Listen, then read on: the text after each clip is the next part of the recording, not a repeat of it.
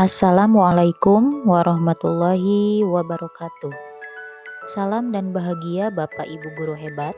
Saya In'in Mutmainnah dari SMP Negeri 33 Kota Bandung akan memaparkan kesimpulan dan refleksi dari modul 1.1 mengenai filosofi pemikiran Ki Hajar Dewantara.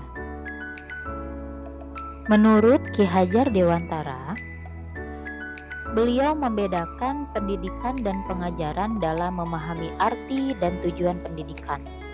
Menurut Ki Hajar Dewantara, yang dinamakan pengajaran atau onderwijs itu merupakan salah satu bagian dari pendidikan. Maksudnya, pengajaran itu tidak lain adalah pendidikan dengan cara memberi ilmu atau berfaedah untuk hidup anak-anak, baik lahir maupun batin. Sedangkan pendidikan diartikan sebagai tuntunan dalam hidup tumbuhnya anak-anak, dengan maksud menuntun segala kodrat yang ada pada anak-anak agar mereka dapat mencapai keselamatan dan kebahagiaan yang setinggi-tingginya, baik sebagai manusia maupun sebagai anggota masyarakat. Selanjutnya, asas pendidikan menurut Ki Hajar Dewantara dibagi menjadi 3 bagian penting.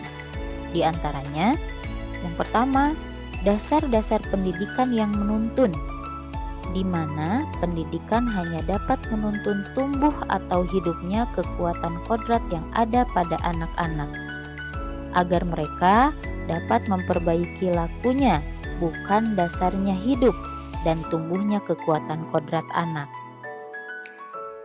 Yang kedua, kodrat alam dan kodrat zaman. Kodrat alam berkaitan dengan sifat dan bentuk lingkungan di mana anak itu berada. Sedangkan kodrat zaman berkaitan dengan isi dan irama atau keadaan zaman yang sedang dialami oleh anak-anak. Ketiga, budi pekerti. Budi pekerti, watak, atau pikiran itu berhubungan dengan perasaan, gerak pikiran, dan kehendak atau kemauan sehingga menimbulkan tenaga.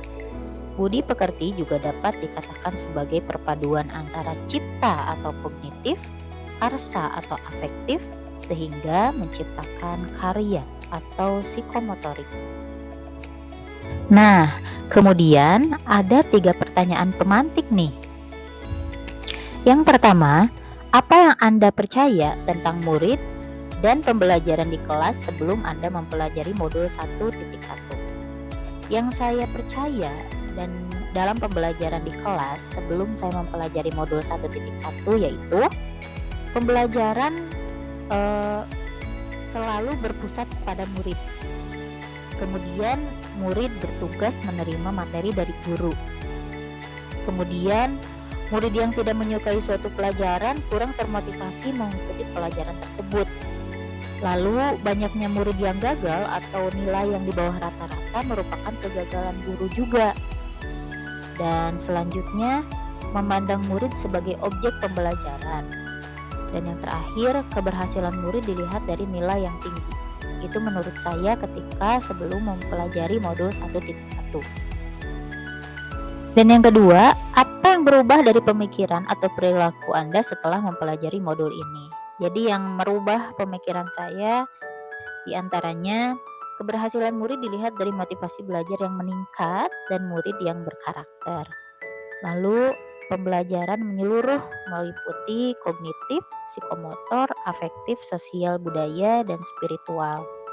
Lalu merancang dan membawakan pembelajaran secara menarik agar motivasi belajar meningkat. Kemudian lebih cermat melihat bakat murid atau menuntun murid sesuai kodratnya. Lalu memandang murid sebagai subjek dalam pembelajaran. Dan terakhir, pembelajaran yang berpusat pada murid atau student centered. Pertanyaan ketiga, apa yang dapat segera Anda terapkan lebih baik agar kelas Anda mencerminkan pemikiran Ki Hajar Dewantara? Tentu yang pertama, mendesain pembelajaran yang interaktif, menyenangkan sehingga murid terlibat aktif. Kemudian menerapkan pembelajaran yang berbasis pada konteks sosial budaya lokal supaya tidak ada kesenjangan antara materi yang kita sampaikan atau saya sampaikan dengan kehidupan sehari-hari. Lalu mendesain pembelajaran yang menuntun, bukan menuntut. Kemudian lebih cermat melihat bakat murid atau menuntun murid sesuai kodratnya. Lalu menjalin komunikasi yang baik demi mengenal karakter murid. Dan terakhir, pembelajaran yang memperhatikan kodrat alam dan kodrat zaman. Dari keseluruhan pertanyaan tadi, dapat kita simpulkan bahwa pendidikan harus menuntun murid sesuai minat bakat dan kodratnya. Yang kedua, tidak hanya fokus pada keberhasilan akademik, pendidikan pun menjadi tempat menuntun murid berbudi pekerti luhur.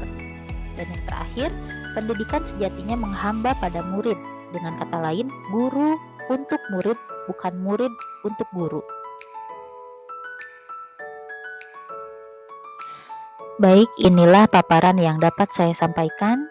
Jangan lupa bahwa pendidikan sudah seharusnya menuntun segala kodrat yang ada pada anak-anak, agar mereka dapat mencapai keselamatan dan kebahagiaan yang setinggi-tingginya, baik sebagai manusia maupun sebagai anggota masyarakat, dengan terus menjunjung tinggi identitas sosial budaya lokal. Hatur nuhun, semoga bermanfaat. Wassalamualaikum warahmatullahi wabarakatuh.